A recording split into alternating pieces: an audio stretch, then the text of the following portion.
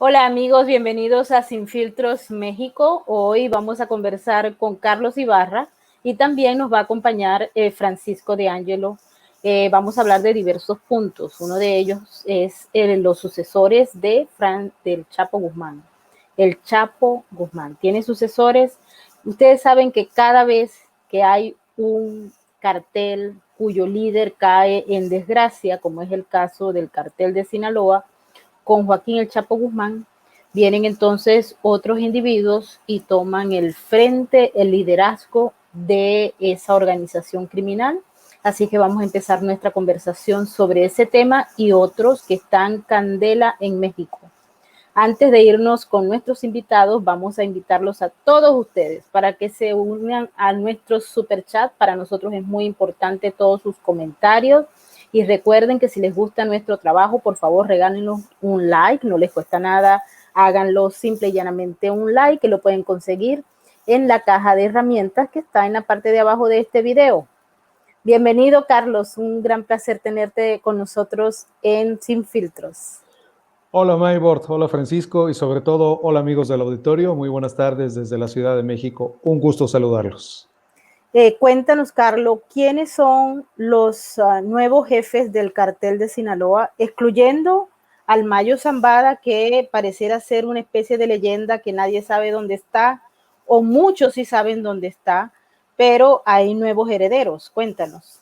Efectivamente, pues te comento Maybord que acá de este lado de la frontera, al sur en referencia a los Estados Unidos, donde te encuentras y donde se encuentra la mayoría de nuestros amigos televidentes, ya se habla en versiones periodísticas de Joaquín, Iván, Alfredo y Ovidio Guzmán, es decir, los hijos de Joaquín el Chapo Guzmán Loera. Sin embargo, hay un punto de vista interesante, porque si bien ellos han estado en el ojo del huracán y como bien dices, han estado peleando este liderazgo contra otros líderes no familiares dentro del cártel que lidera Joaquín el Chapo Guzmán Loera, se da a conocer también otros narco juniors, están siendo llamados en las diferentes investigaciones, y hablan, por ejemplo, de los hijos de Nemesio Ceguera Cervantes, el Mencho, Rubén y Jessica, Joana, quienes por cierto se encuentran presos en los Estados Unidos, que vendrían a ser la contraparte, es decir,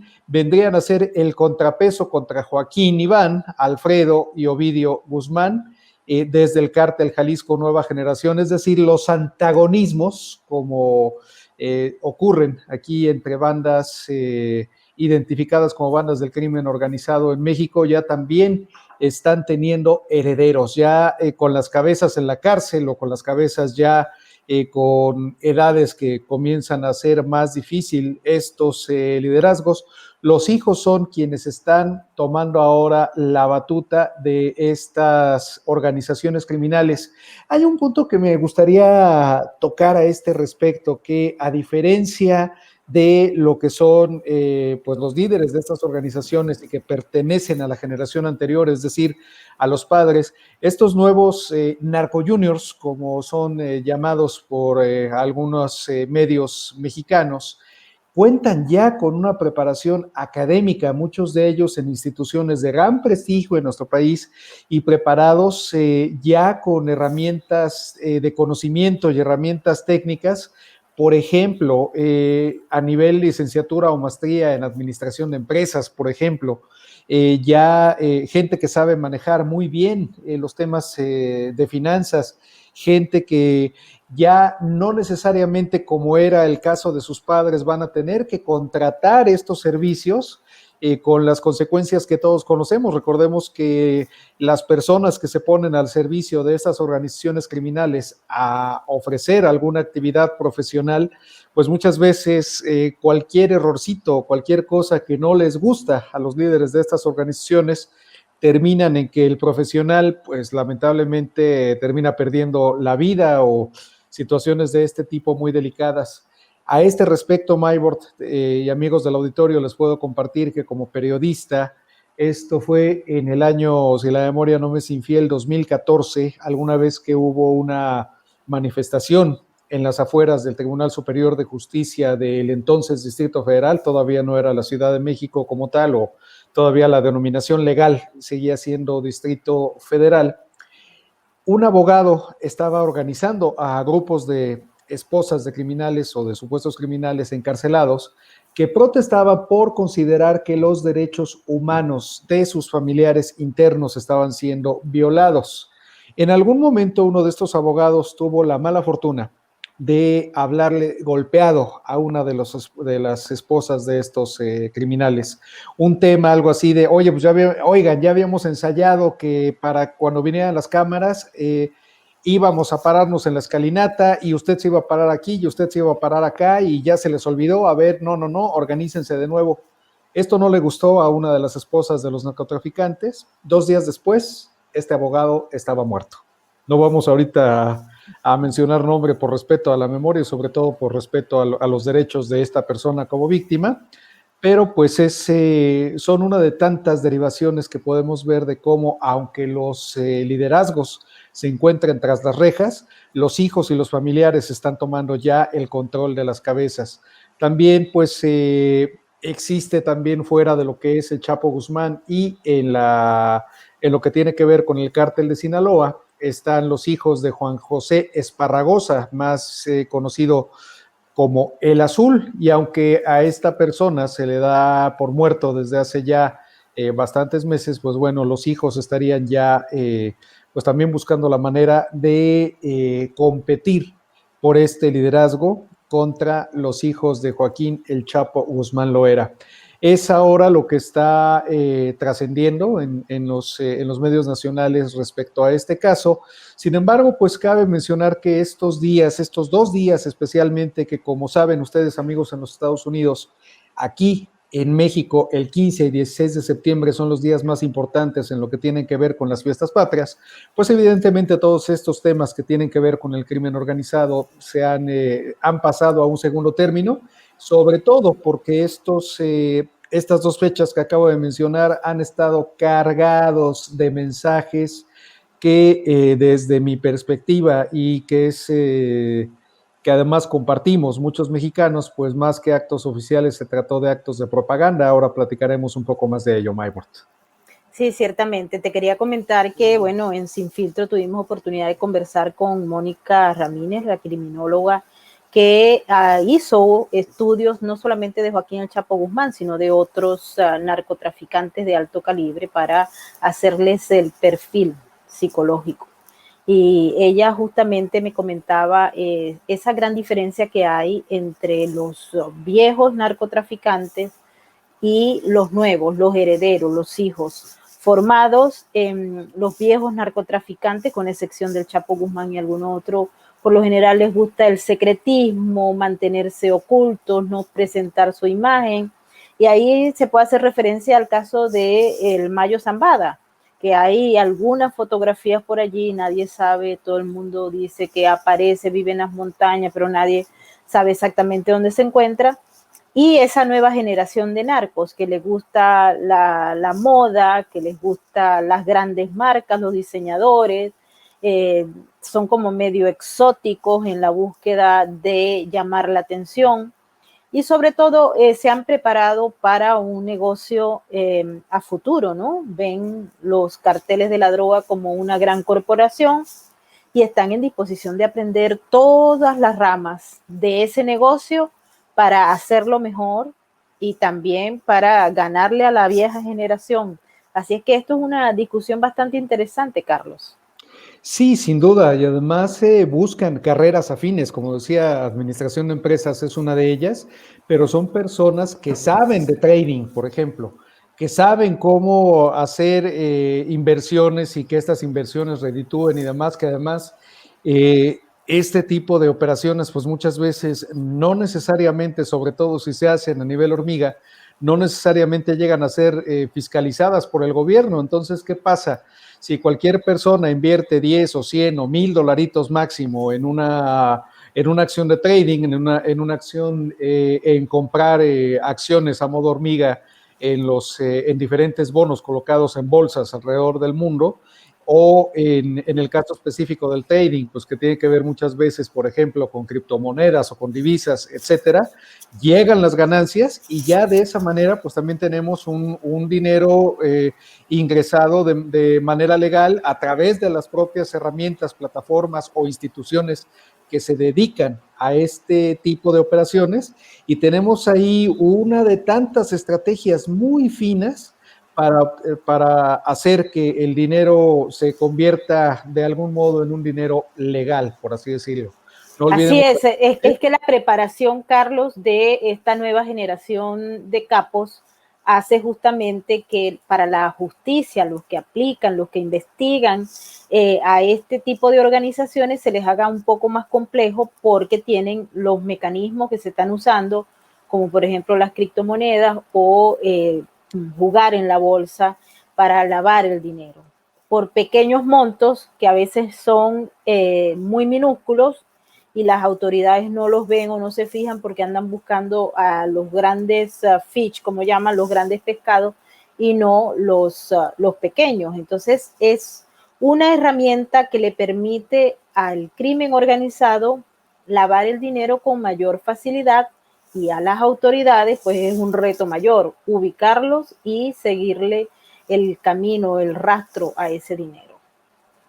Así es, y pues es un tema sin duda que va a dar mucho de qué hablar y en el cual, pues como hemos visto, tratándose ya de cabezas importantes de estos grupos de delincuencia organizada, pues ya no solamente intervienen organismos policíacos o de investigación federal, sino vemos que ya en el caso mexicano vemos que intervienen ya organismos al más alto nivel. Uno de ellos, por ejemplo, es el Centro de Investigación y Seguridad Nacional, el CISEN. Sin embargo, aquí en nuestro país, la máxima instancia de este tipo de labores de inteligencia, sin duda, es la inteligencia naval, la inteligencia de la Secretaría de Marina Armada de México, que pues entre otras cosas, por ejemplo, intervino o fue quien realizó las triangulaciones precisamente para la más reciente captura del Chapo Guzmán y posiblemente la que será ya la definitiva. Recordemos que este personaje, pues ya con anterioridad se había fugado 2 veces de penales aquí en nuestro país, de este lado de la frontera. Sí, pero aquí en los Estados Unidos le va a costar muchísimo fugarse porque está en una de las cárceles de mayor seguridad en todos los Estados Unidos. Y en el Carlos, mundo. hablabas de una sobredosis de populismo esta semana, producto de la celebración del grito. ¿Le puedes explicar a nuestra audiencia en qué consiste y por qué se habla de una fiesta de populismo? Es un asunto interesante, Maybord, y además queda claro que la persona que tenemos al frente del Ejecutivo Federal en México, el presidente Andrés López, sin duda es una persona que más allá de todos los aciertos o errores que pueda tener como gobernante, sin duda es una persona muy ducha en el arte de comunicar, una persona que tiene una gran habilidad para colocar los mensajes en la opinión pública a la menor provocación. Para empezar, como seguramente, o como, más bien no seguramente, como hemos comentado en este espacio, el tema de la rifa del avión presidencial, que pongo en contexto a nuestros amigos del auditorio, a través de la Lotería Nacional acá en México, se hizo un sorteo en el que supuestamente, o el motivo del sorteo, era la posible venta del avión presidencial.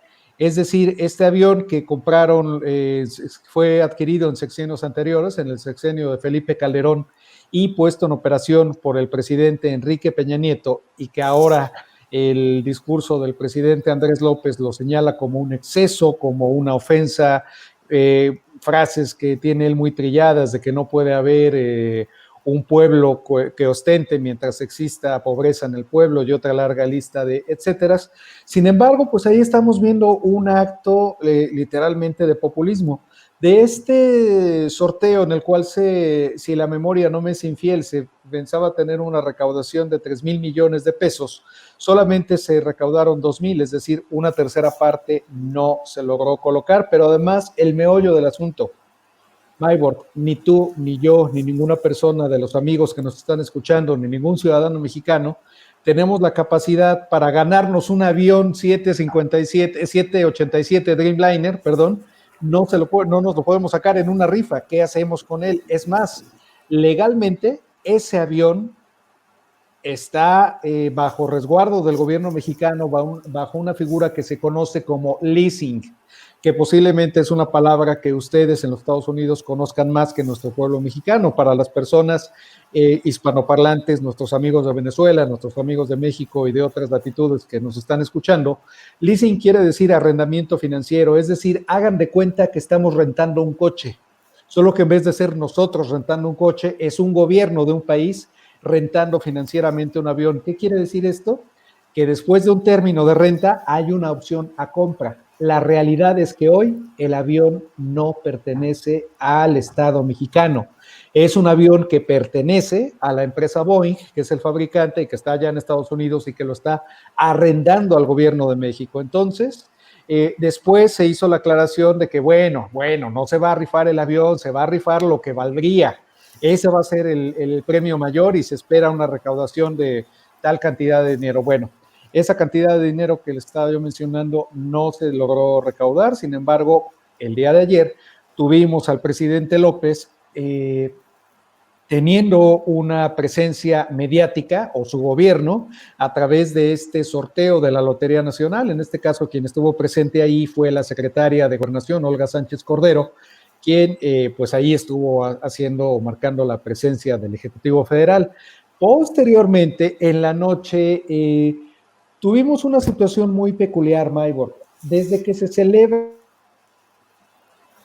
aquí el tradicional grito de independencia los días 15 de septiembre a las 11 de la noche, y en el cual, por cierto, hay una gran polémica porque esto evidentemente se realiza desde el siglo antepasado, desde el siglo XIX viene esta tradición, y se dice que en la época, en la década de los 1800, el entonces presidente Porfirio Díaz ordenó que este grito, este grito de Dolores que se habría llevado a las 12 de la noche o las 0 horas del día 16 de septiembre del año 1810, bueno, pues se dice que el presidente Porfirio Díaz habría modificado esta fecha para hacerla coincidir con su cumpleaños y que de esta manera se celebrara el 15 a las 11 de la noche la conmemoración del Grito de Dolores y el desfile militar conmemorativo de la independencia o del inicio de la Guerra de Independencia el día 16 de septiembre. Bueno, en este contexto, cada presidente mexicano le aporta su sello personal a esta ceremonia del grito.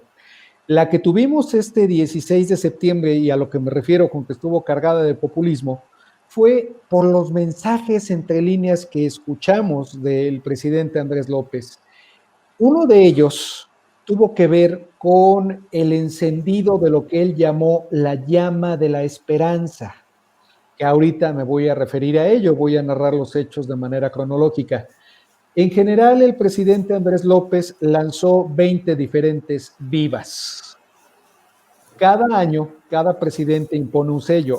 De manera normal, se hace alusión a vivan los héroes que nos dieron patria y libertad, se enumeran a todos estos héroes que lucharon en la Guerra de Independencia, se enumera a Miguel Hidalgo y Costilla, se enumera a José María Morelos y Pavón, a la corregidora Josefa Ortiz de Domínguez y toda una lista de próceres. Sin embargo, por ejemplo, en el año 2010, bajo la presidencia de Felipe Calderón hizo alusión a los héroes de la revolución, es decir, un hecho que ocurrió 100 años después, pero como se conmemoraba en ese año el bicentenario del inicio de la Guerra de Independencia de México y el centenario de la revolución, de esa manera quedaría justificado.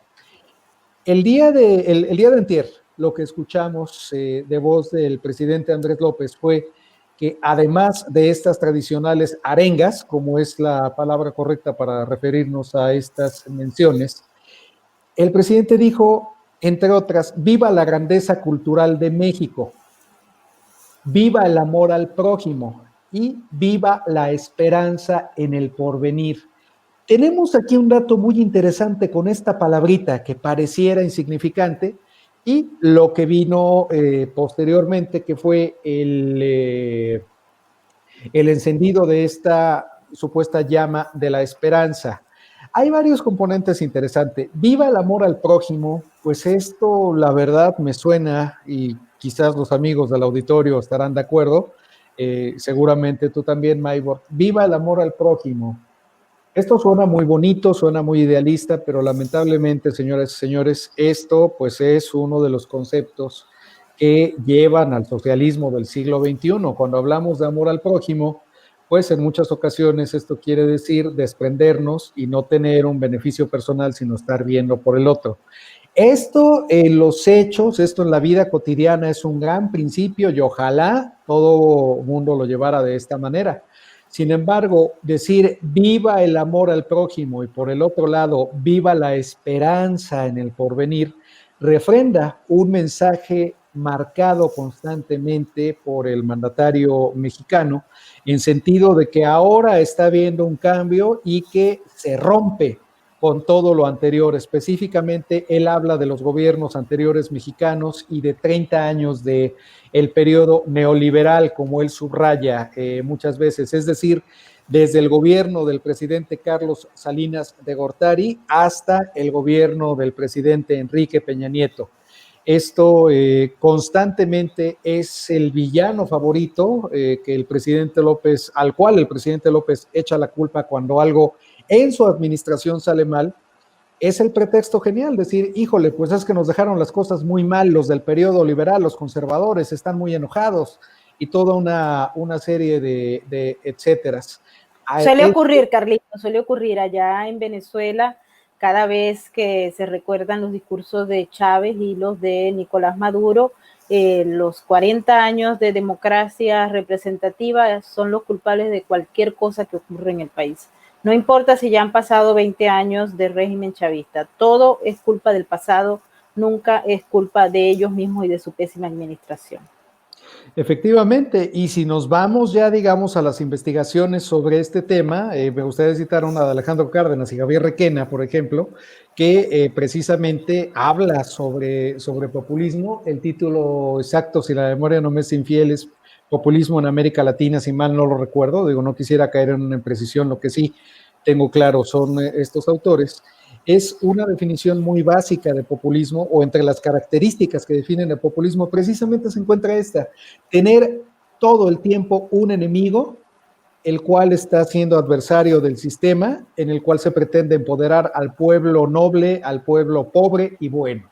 Los pobres son buenos, los ricos son malos. Ya, de esa manera maniquea es como actúa el populismo, y pues lamentablemente es una coincidencia que estamos encontrando entre la narrativa del presidente López, como bien lo mencionas en su momento, fue la del expresidente Chávez y la del dictador Maduro allá en Venezuela.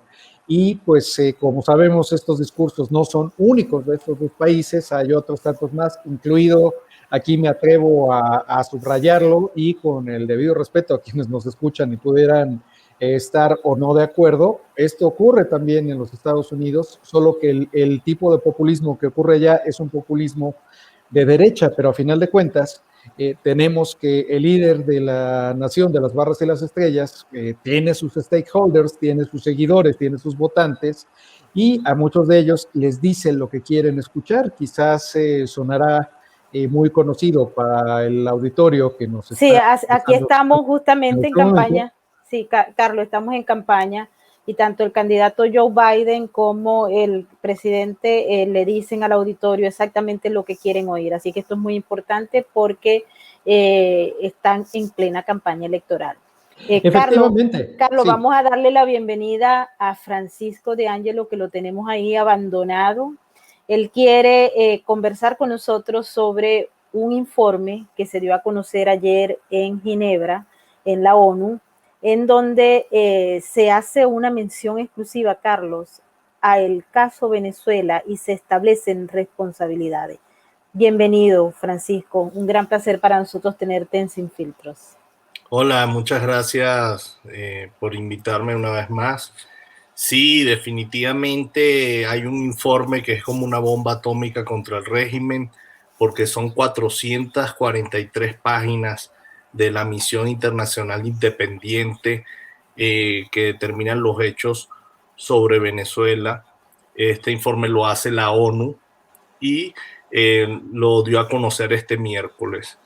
Eh, son, es un informe el cual fue muy difícil de realizar porque sabemos que el régimen da muchas limitaciones para acceder a esa información en Venezuela, pero empezó en 2014 y se logró cumplir con entrevistas, hay documentos confidenciales, hay además una entrevista a Manuel Christopher Figueroa, que fue miembro de las fuerzas de seguridad, eh, que bajo estricta confidencialidad hicieron ese, esa entrevista porque fue jefe del SEBIN, ¿no? Que es una institución que se dedica a perseguir más que todos presos políticos, los persiguen, los meten presos, los torturan, pero muy interesante porque a su vez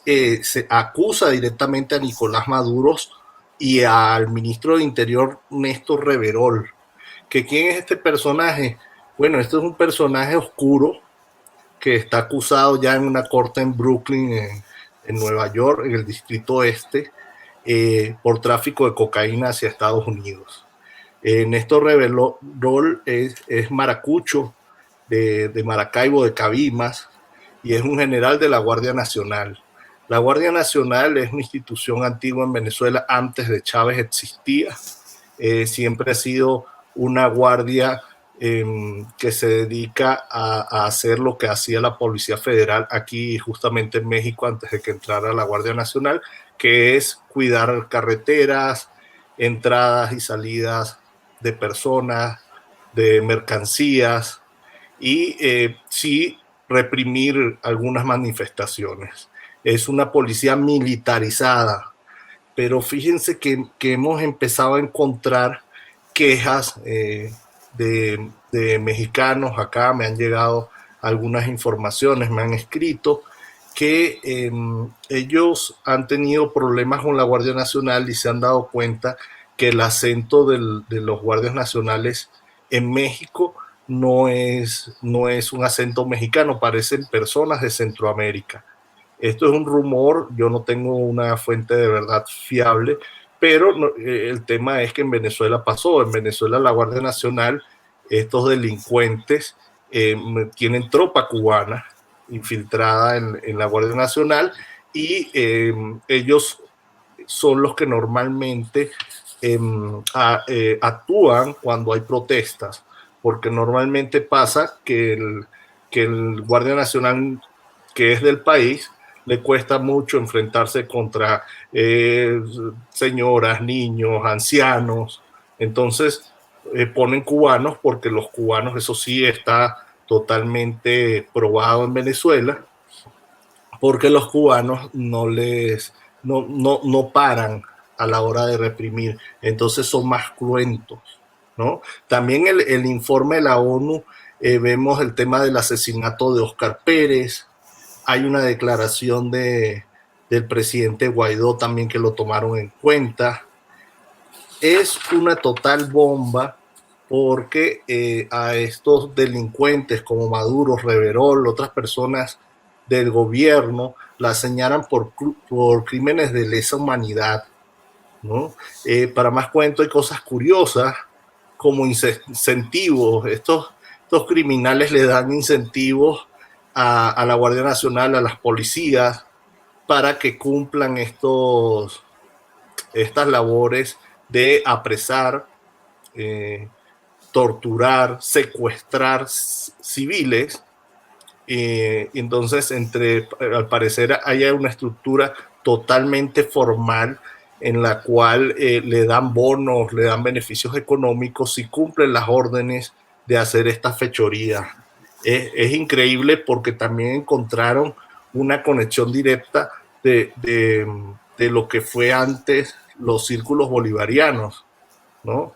que hoy en día, eso fue unos grupos que fueron armando, eso es algo que tenemos que tener en cuenta, son grupos de civiles que fueron armando en Venezuela. En aquella época Chávez les dio 20.000 fusiles y se los repartió a estos grupos. Estos grupos se fueron conformando grupos armados que lo que hacen es perseguir a los civiles, hacen una especie de auxiliares de las policías, ¿no? Encontraron una prueba increíble porque encontraron ciertos oficios, ciertos manuales operativos de estos grupos que persiguen civiles, que son grupos que son paramilitares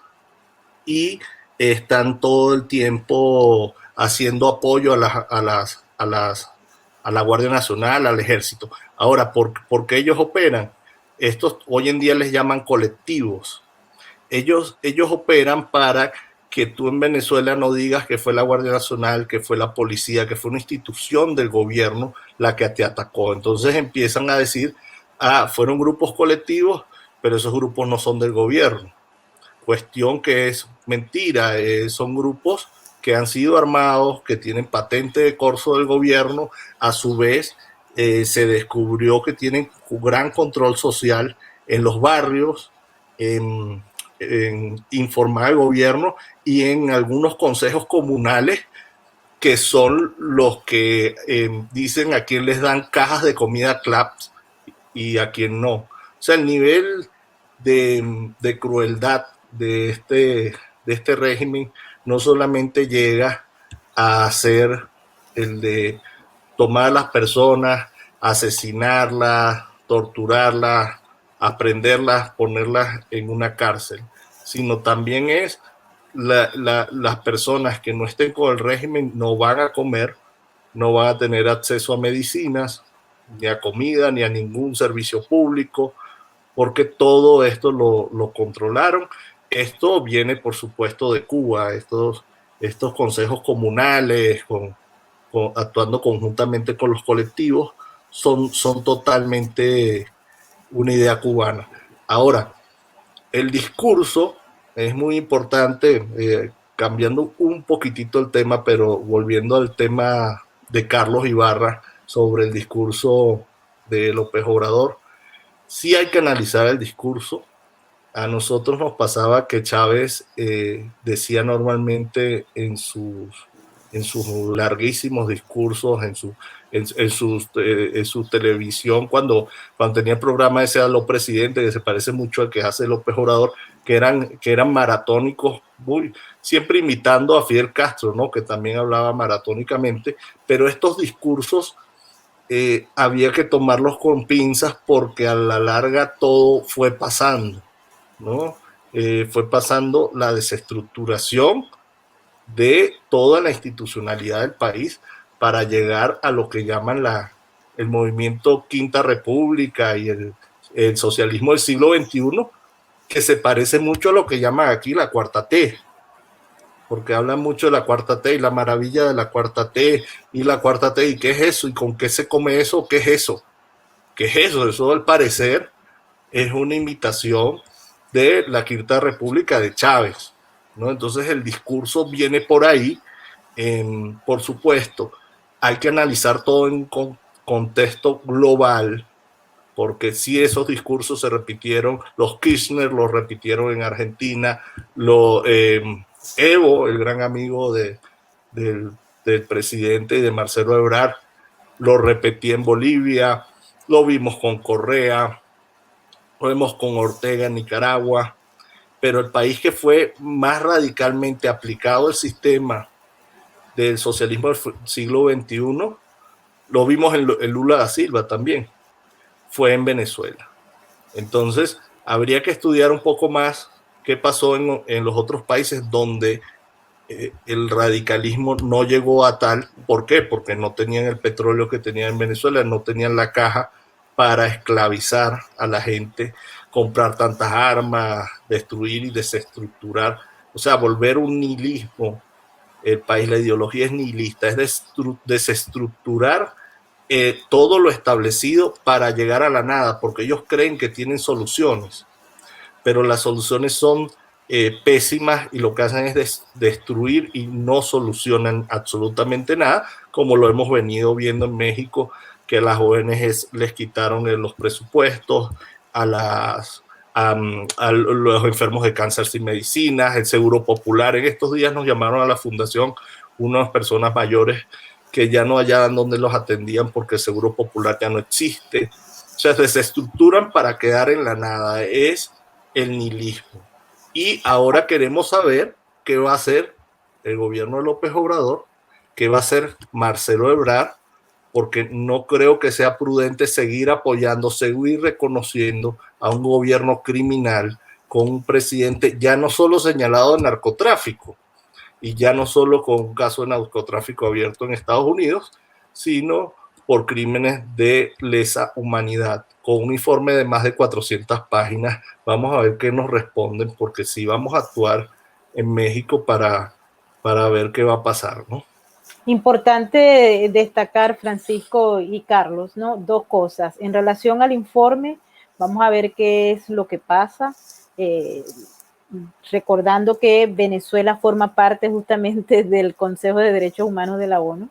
Luego de ese informe, Venezuela debería salir, pero no es así porque hay unas reglas y una serie de normas y burocracia en la ONU que no permite que esos cambios se den a pesar de ese informe y a pesar de los señalamientos tan fuertes que hay en contra de Nicolás Maduro y de su cúpula civil y militar, que han violado los derechos humanos, torturado y dado malos tratos y asesinado a los oponentes, a la gente común y corriente, a los civiles venezolanos, pero también a los militares que desobedecieron, que decidieron irse de esa organización criminal.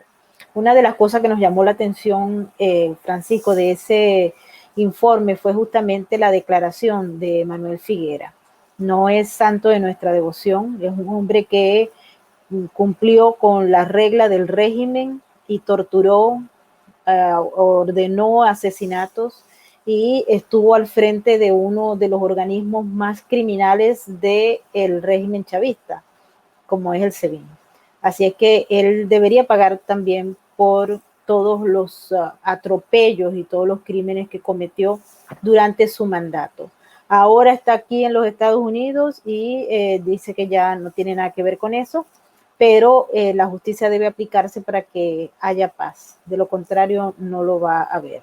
Y otro tema que nos ocupa de ese informe es justamente que se realizó con muchos obstáculos, con muchos mecanismos de cierre para obtener la información.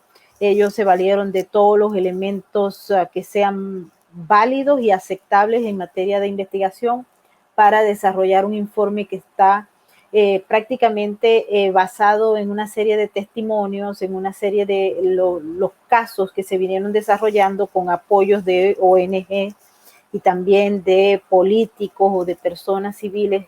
Muchos de ellos trabajaron con esta comisión de la ONU de manera anónima porque justamente temen porque su integridad estaría comprometida si se sabe quiénes son. Entonces, esto vamos a ver qué pasa. Esta semana empieza la Asamblea General de la ONU 2020, que va a estar caracterizada porque es digital debido a la pandemia. Hay algunos eventos que se van a realizar en físico acá en Nueva York, pero no son muchos debido a que hay muchos obstáculos para que los jefes de Estado y las delegaciones viajen a los Estados Unidos, acá a la ciudad de Nueva York. Así que va a ser diferente.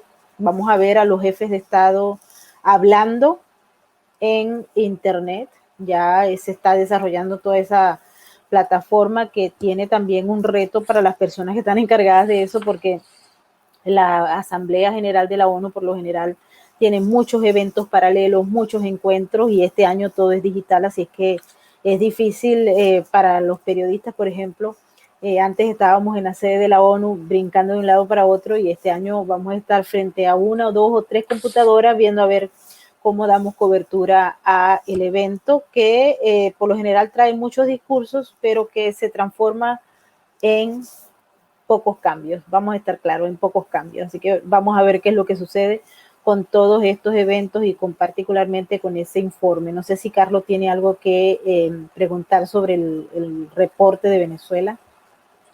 Bueno, pues básicamente está muy claro. Básicamente ahorita, pues como bien dicen, vamos a ver y es de llamar la atención que justamente el país sudamericano tenga un lugar en la ONU cuando está siendo reportado con estas situaciones que se acaban de comentar. Y pues vamos a ver también qué postura adopta México. Sin duda será muy interesante y seguramente el día de mañana viernes al presidente Andrés López en la conferencia de prensa matutina habrá alguien que le pregunte y también como ocurre en estos ejercicios habrá algún otro compañero periodista que le hará alguna pregunta a modo.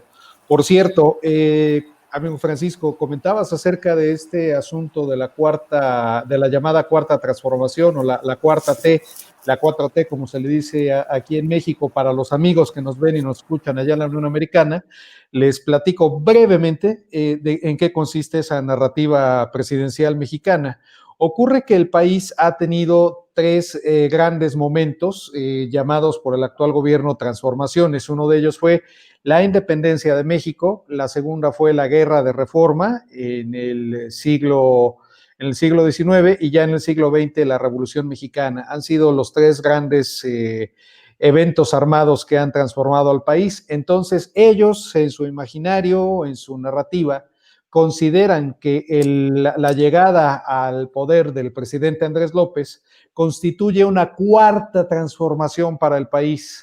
En este caso, incluso en la narrativa presidencial, hablan de conservadores para referirse a los enemigos del pueblo bueno, pobre y sabio, y hablan de los conservadores que serían, desde esta óptica, los corruptos, los malos, los que hay que derrotar.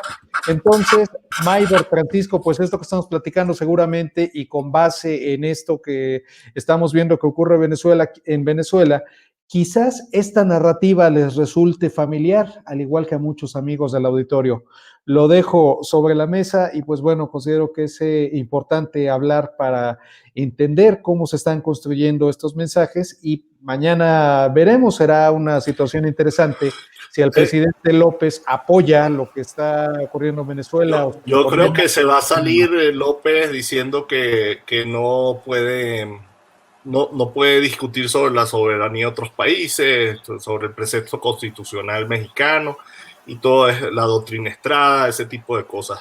Pero es importante señalar, eso también la Quinta República hablaba después de los 40 años de democracia, de la caída de Marcos Pérez Jiménez, que fue en el 58, se suponía que venía, eso era la Cuarta República, todo ese periodo. Entonces ellos decían que terminando ese periodo en 2008, en 1998 que llegó Chávez, esto iba a ser una nueva república y bueno, fue la destrucción de la república como tal, lo que vivimos.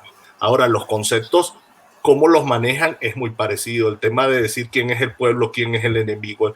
El pueblo es el que me sigue, el pueblo son mis partidarios, son mis militantes.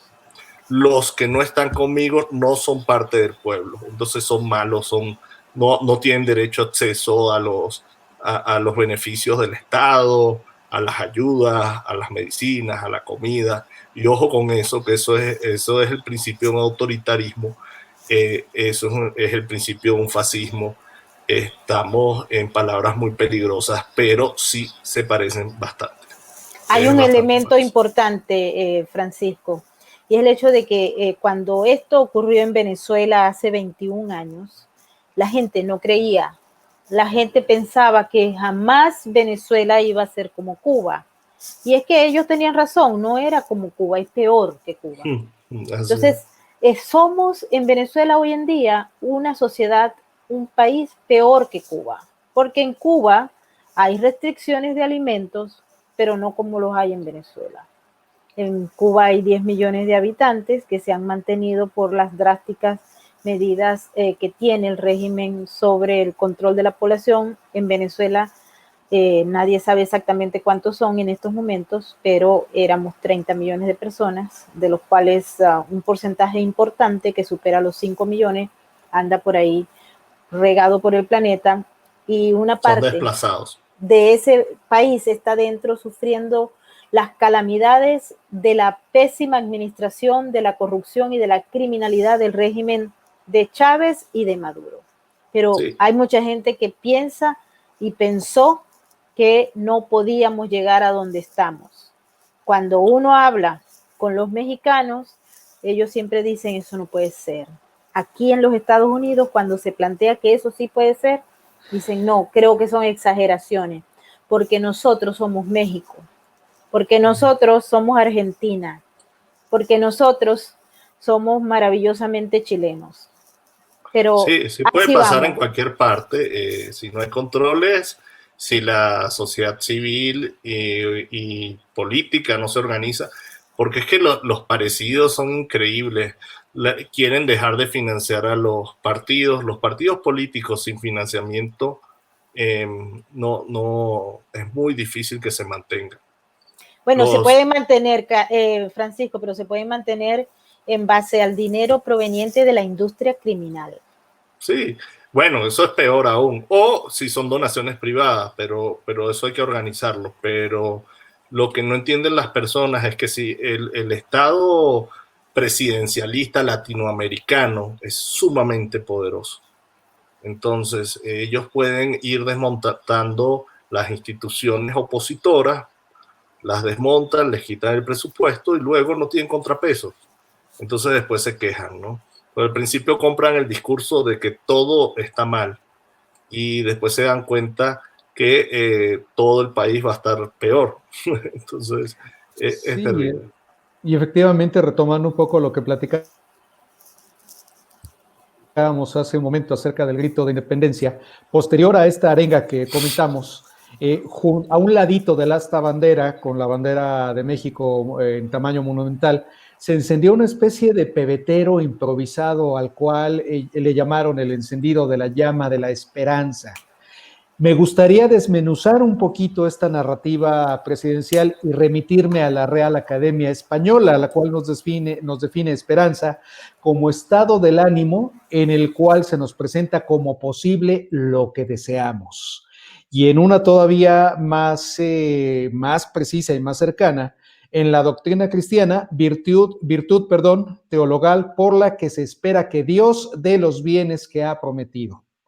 Esa es la narrativa presidencial que tenemos en México, en el cual se presenta como posible lo que deseamos. ¿Qué deseamos los mexicanos? Ahí está la pregunta importante. Allá afuera, las personas que votaron por este presidente estaban sin duda hartas, como seguramente muchos mexicanos los tuvimos, de historias, sin duda, de corrupción, de excesos y una larga lista de etcéteras. Pero, no se habla de la otra cara de la moneda. No se habla, por ejemplo, de hasta dónde llega la responsabilidad ciudadana, la responsabilidad al interior de las familias, la responsabilidad como individuos en todo lo que tenemos aquí en México. Lamentablemente también se nos olvida ser autocríticos. Aquí hay un refrán popular que quizás ustedes conozcan, amigos, que se dice de que en México lamentablemente muchos mexicanos quieren y desean que se cumpla la voluntad de Dios, pero en los bueyes de mi compadre.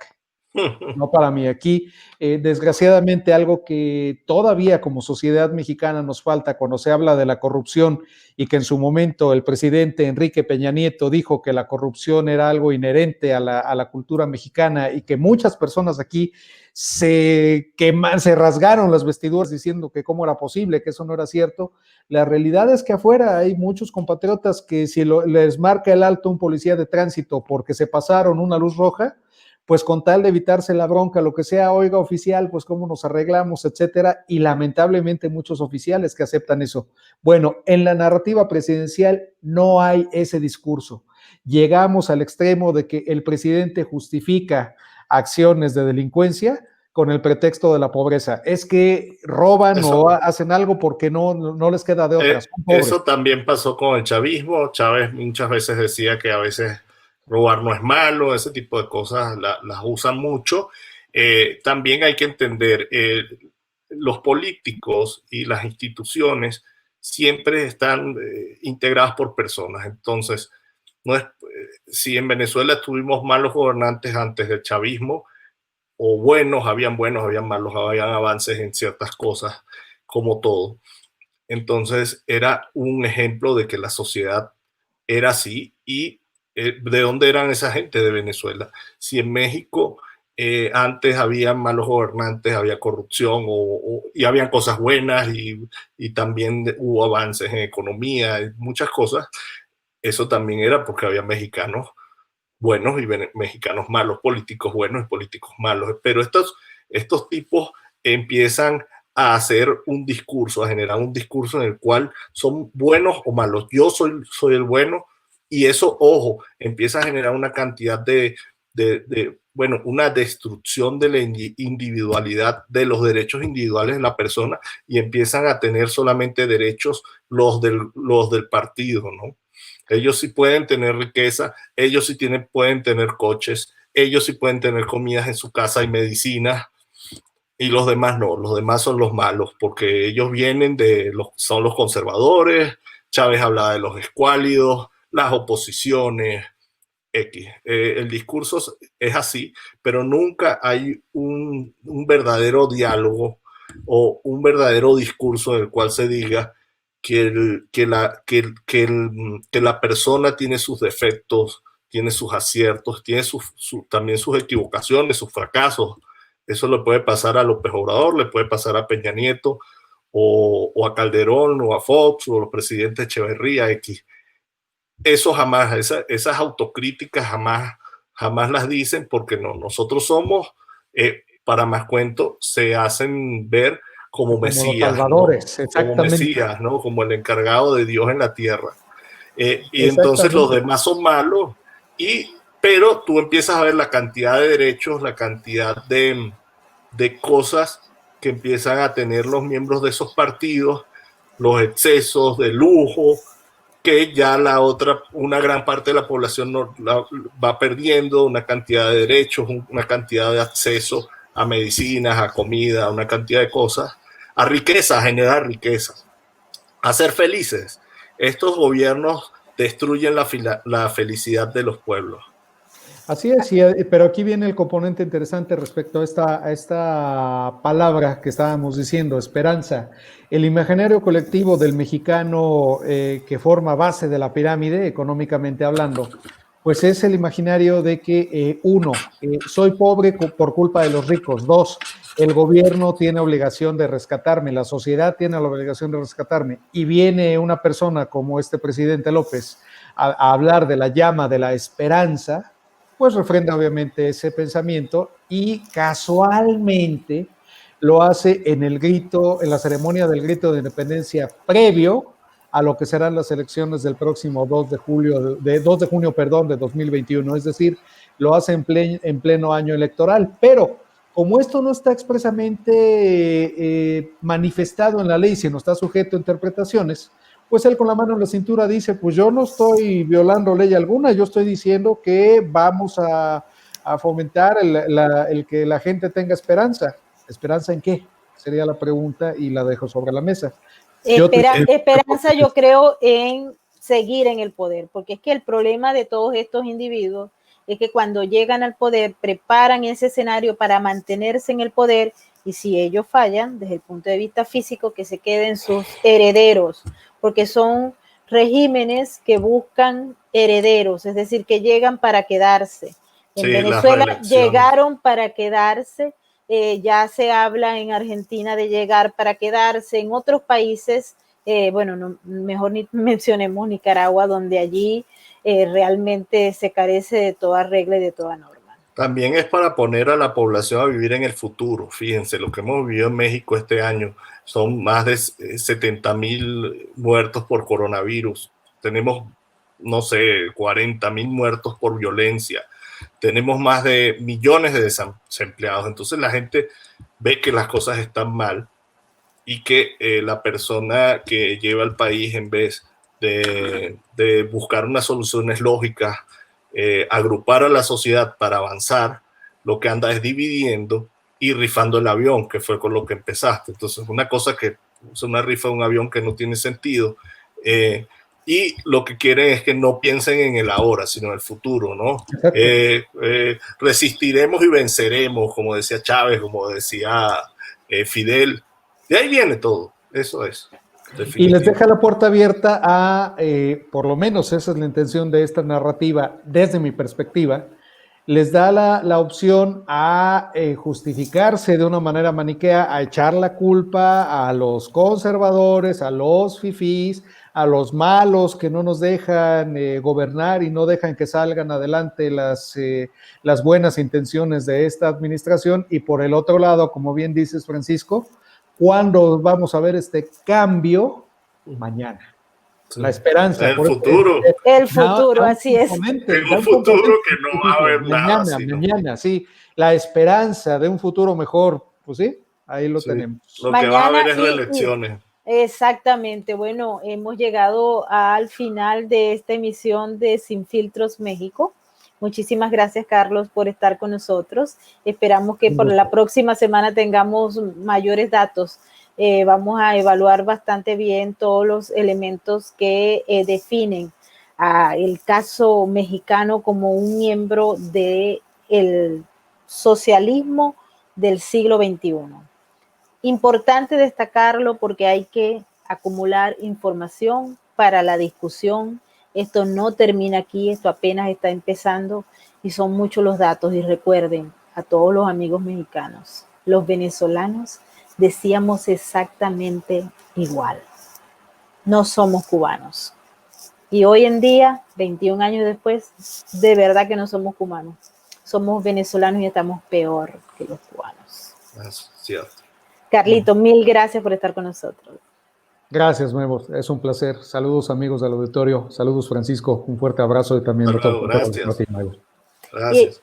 Y tú, Francisco, muchísimas gracias también por estar en Sin Filtros y por ese reporte de ese informe de la ONU. Gracias, muchísimas gracias, Maybor. Gracias. Y a todos ustedes, queridos amigos, quiero darle las gracias por acompañarnos en esta nueva emisión de Sin Filtros, por haber participado en el Super Chat. Recuerden que para nosotros es muy importante todos sus comentarios y recuerden además que si les gusta nuestro trabajo, regálenos un like para mantener la plataforma viva y que no tengamos ningún tipo de censura, porque recuerden que somos periodistas independientes que ofrecemos informaciones sin filtros para todos los que nos siguen. Los invito a participar y a presentarse también en nuestra plataforma de patreon.com/Venezuela Política. Allí tenemos información y en estos momentos estamos ofreciendo un seminario sobre crimen organizado transnacional y ciudadanía para todos los que formen parte de nuestra plataforma patreon.com/Venezuela Política. Ahí están todos los informes, todos los datos que forman parte de nuestro seminario. Nos vemos en nuestra próxima emisión. Muchísimas gracias por estar con nosotros.